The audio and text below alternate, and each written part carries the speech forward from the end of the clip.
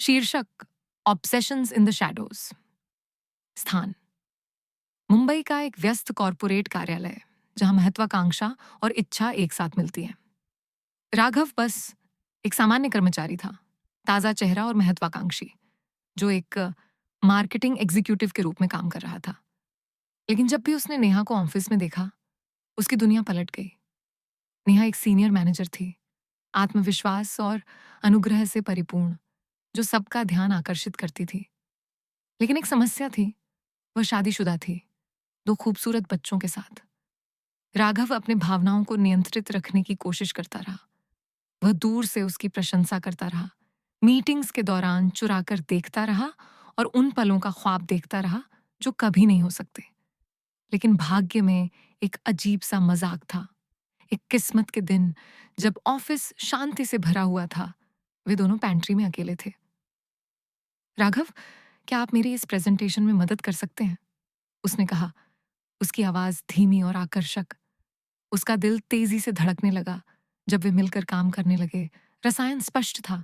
जैसे जैसे हंसी ने कमरे में भर दी, तनाव बढ़ने लगा और एक क्षण में उनका होंठ मिले। ये विद्युतीय था, एक जुनून और अपराध बोध का मिलन, जिसने एक रात को जन्म दिया जिसे कोई नहीं भूल सकता।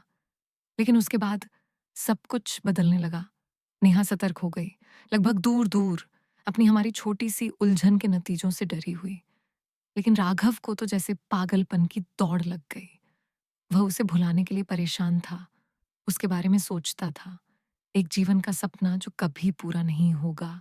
यहाँ तक कि एक दिन यह खबर आई कि नेहा अपने पति और बच्चों के साथ छुट्टी पर जा रही है। राघव का दिल टूट गया। उसे दूर जाते हुए परिवार के बीच हंसते और खेलते हुए देखने का विचार उसे बेताब कर रहा था। आग की तरह ज्वाला भड़क गई। उसे देखना था, उसे पता लगाना था कि वह क्या कर रही थी। बिना किसी समझदारी के उसने उनका पीछा करने का फैसला किया, कई मील चलते हुए एक खूबसूरत हिल स्टेशन की ओर, जहां उन्होंने एक शांत कॉटेज बुक किया था। पेड़ों के पीछे छिपकर राघव ने देखा कि नेहा अपने परिवार के साथ हंस रही हैं। उसकी खुशी ने उसके दिल में दरार डाल दी। लेकिन उसके मन में एक खतरनाक योजना बनी। उसे एहसास कराना होगा कि वह उसके साथ हो, न कि अपने पति के।